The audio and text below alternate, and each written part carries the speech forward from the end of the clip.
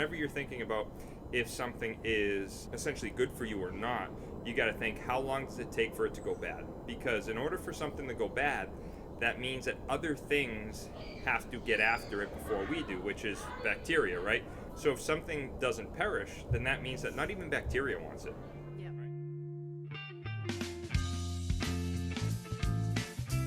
All right, so today we wanted to put this video together to help with, again, we're still quarantining, right? We're home. practicing our social distancing. The CDC has mentioned, I think last week they mentioned to wear a mask if you're outside. I know that Governor Baker has mentioned it too. So wear a mask if you can. We're trying to take care of as many people as possible, especially the high-risk patients. We are noticing that the number of deaths are continuing to increase, and what we want to see is we actually want to see our percent. I was listening to a great podcast today where they were saying we want to view the percent of tests given and the percent positive, and we want to see that percent come around 10% is a good time to really start entering any sort of normalcy. And Massachusetts has been sticking around at 25%. They're 25% over the last few days, and we're at 25% over the entire course of the testing and virus situation. So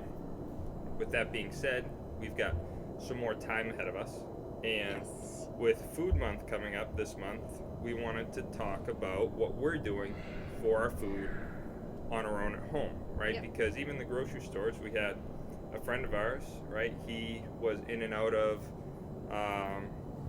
Anna Jake's and then Leahy, right? And we asked him, where does he think he got it from? And he said he was actually practicing social distancing, so he may have gotten it from someplace like Market Basket, right? Going into the grocery store. So those are the places where we, even if you're practicing ideal social distancing measures, you still got to go get food. So let's talk about food, and we got the great Maureen here to help us, because you do all of the you found all these great places for us, right? I did. So there are three main places that we're gonna end up touching on, I think, right? Three? Would you say three? Probably, yeah. You got about three? Yep. All right, so there are these three that we're going to talk about today. So let's just nail them out and get those out to our patients. So the first thing that I want to know is, where do you get your fresh produce from? So one of two places. Well, I haven't been to the grocery store in the last 3 weeks. It'll be 3 weeks tomorrow that I've been to the grocery store. I have not stepped foot in Stop and Shop, Market Basket, anywhere like that.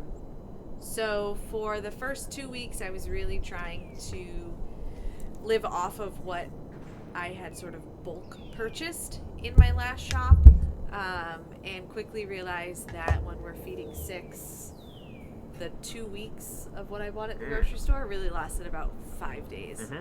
So I still didn't want to go to the grocery store, so I kind of started looking around, and what I found and what I noticed is locally there are a lot of businesses who are sort of changing their that's perfect. changing the way that they do business, obviously, and I'm sure everyone has seen evidence of that. But for us, the fresh produce is a really important part of our meal, and It should be a very valuable piece of everyone's meal. it should be the main course of everybody's meal. It's the hardest to get now. Yeah. And when I did that bulk shop that I thought would last 2 weeks and it only lasted 5 days, we went for probably a week or so without fresh produce. Yep. And it was hard. And it was noticeable. And I didn't feel great. I think everybody was a little bit off. We ordered out a little bit. I wear sweatpants every day now. We were just trying to really just stay home and do our part, and we sort of figured if we had to sacrifice some of the food choices that we normally make, then that was okay, because our priority was staying safe and keeping everybody healthy.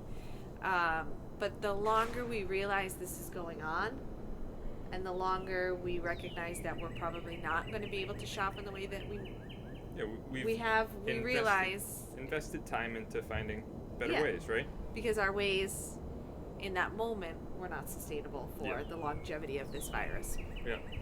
So, Neurosis, right next door to us, right? So, the Newman Chiropractic office, the bread place 2 doors down is Neurosis, and their bread, if you've never been in there, their bread is real bread. Their bread is true bread that's made from artisan bread that's made from yeast, right? Yep, and that's where we go weekly. They're open Thursday through Saturday, and we're probably in there Thursday, Friday, and Saturday. Yep.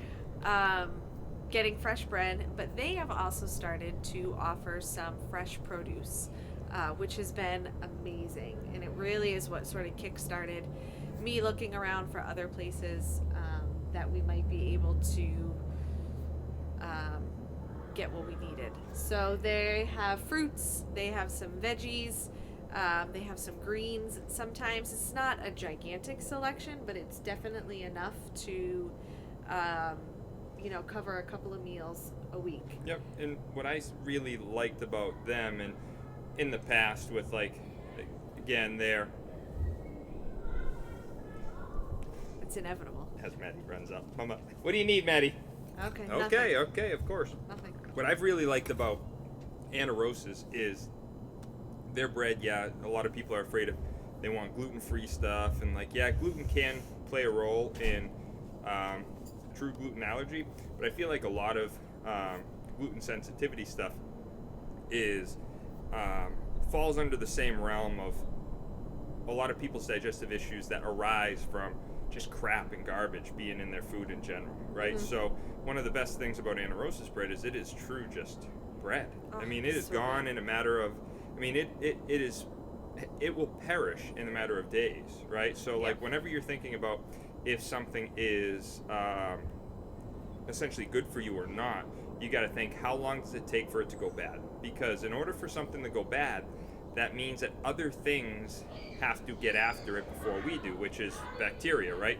So if something doesn't perish, then that means that not even bacteria wants it, right? So their bread is great, and what I've liked about them is when you post on your Maureen's Meals Instagram, Jane, who owns Neurosis, actually follows you, and she'll reach out to you.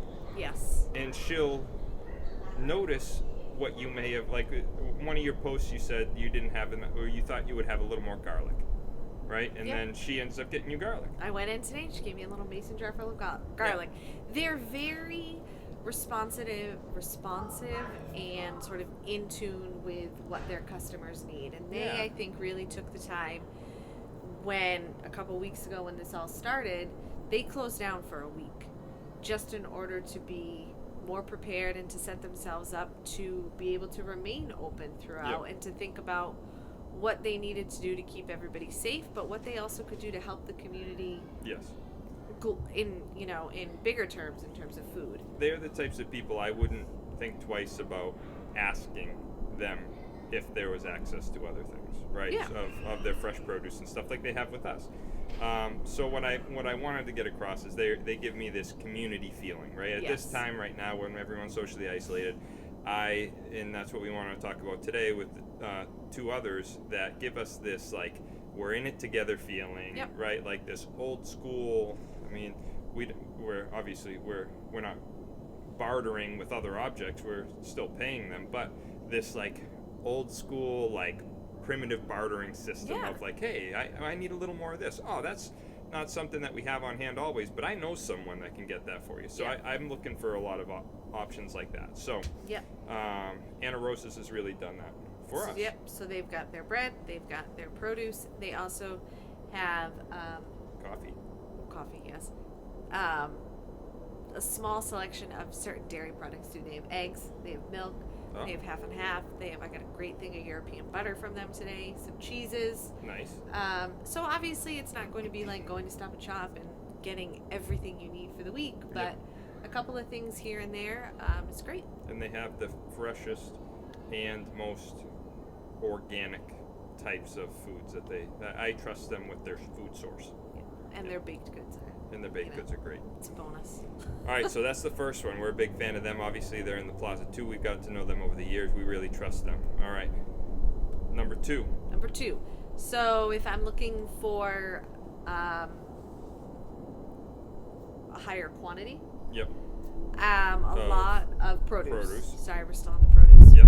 A lot of the local farms are now offering curbside pickup. So I know Cider Hill, I haven't used it yet, but I know Cider Hill, again, I believe they were closed for a little while, in order to sort of revamp their business to meet the needs of the community, they have an online store Yep. set up, so you can go in and you can hop online and order what you want in terms of grocery and produce products. Yep.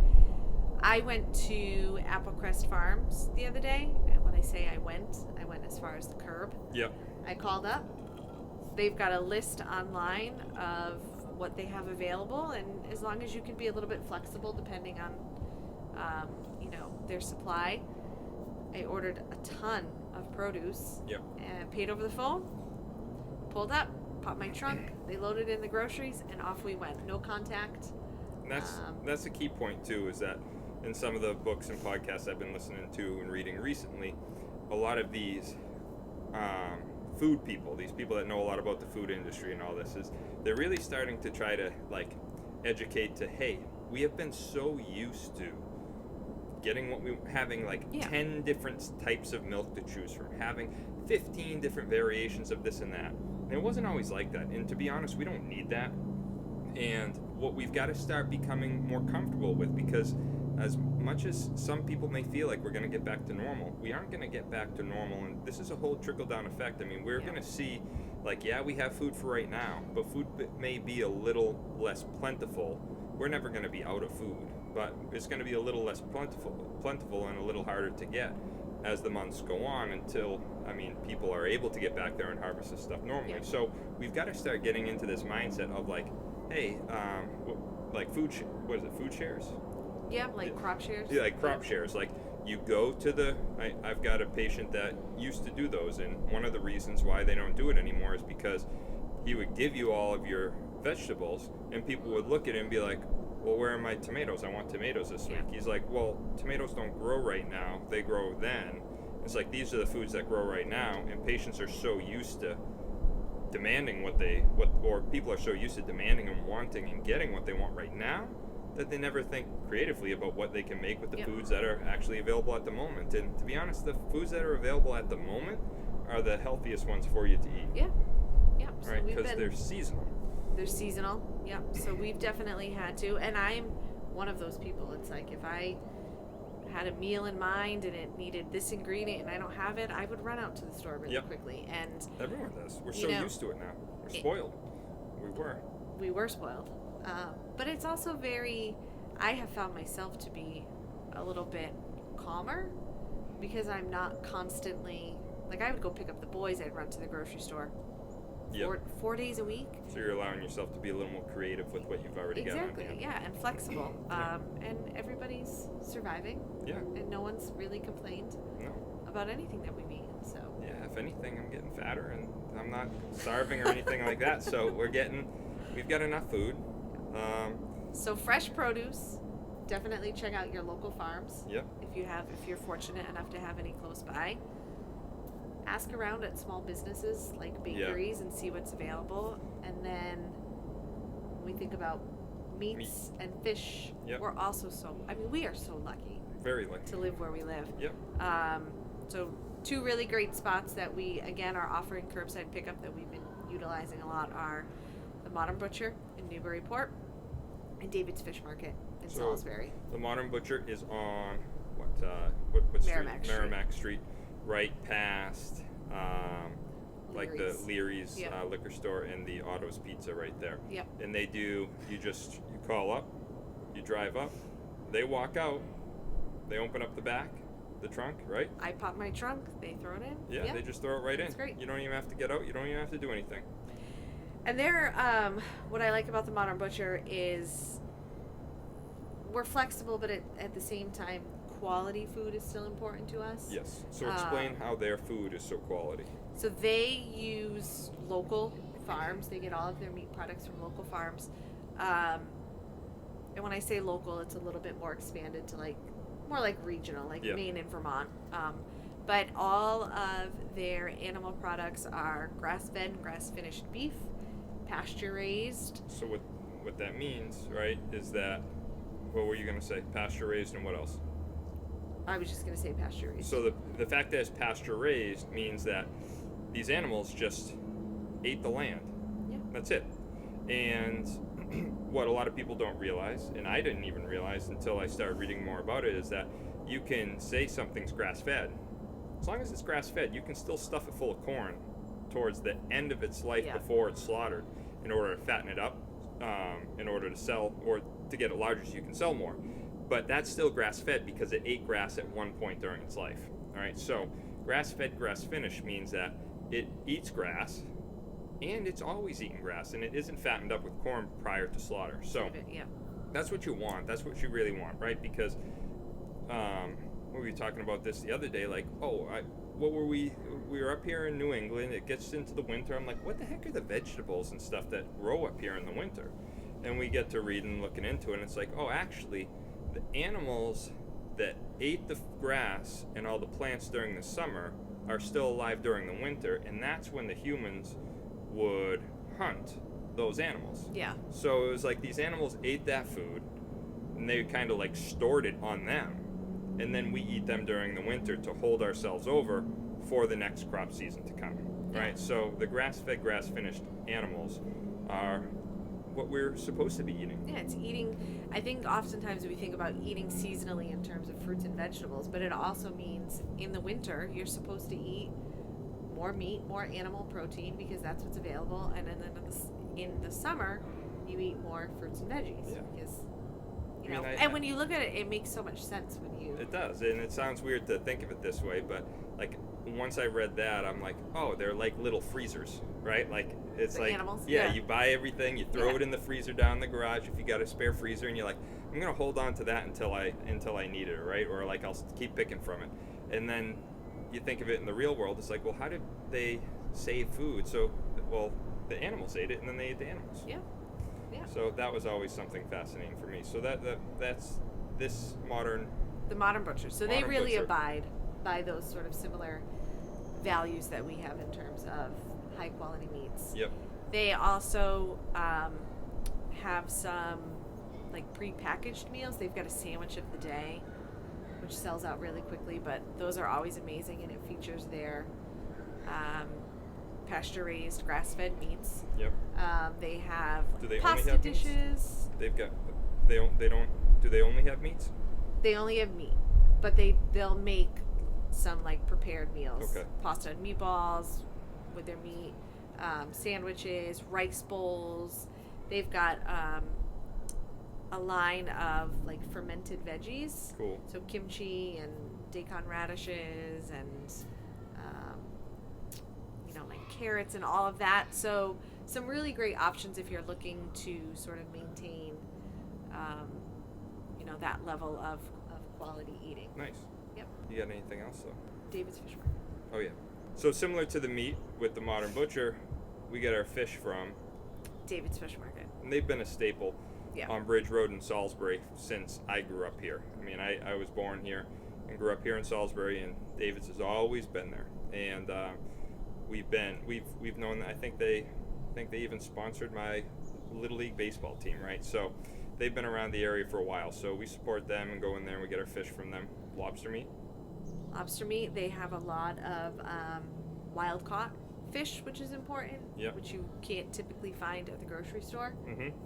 A lot of that is farm raised, so again, sort of that quality. We're always looking for that. And they will come out and drop it in the car? They will. You can call up, and they'll bring it right to your car. That's awesome. So to touch on those three again, we had the Neurosis, right? Yep. The bread and the baked goods and the produce. Then we've got the local farms, such as Applecrest, Cider Hill, and then the Modern Butcher and David's Fish Market for our meat and protein type sources. Now, if you know of something and we didn't mention it, please leave it in the comments or email me. I would love to, now that I have a little more time on my hands, I'd love to set up a Zoom or at least an audio call with some of the business owners in the area for the food places like this, and get them on just to allow them to give their business a more appropriate voice for what they're offering their people, right? Like we're talking about what we've experienced going there, but I'd love to hear the stuff that they're doing behind the scenes to ensure that our community is the needs of the community are being met, because I know that a lot of places are doing a lot of stuff. So we want to make sure that we get out there and let everyone know. Okay? I may never have to go back to the grocery store. I know. We're getting a nice little system down, and it's working. So That'd be amazing. I challenge you guys to become creative with the cooking at home. Check out the Maureen's Meals Instagram page, because you're always posting stuff on there. Yep. Right, we've got some recipes that are a little older. We got to get better about posting the recipes onto our Maureen's Meals website, on our website. But on the Instagram page, everything's there, so you can check it out on there. Maureen's_meals, right? Yeah, and feel free to reach out if you see something. Yeah. And I haven't posted the recipe or Direct haven't given messenger enough on there. details about it. Yep. You know, we're here to help support the community as well. Perfect. Awesome. We'll see you guys next month, and we'll send out a couple of these in the in-between time. All right. Have a good one.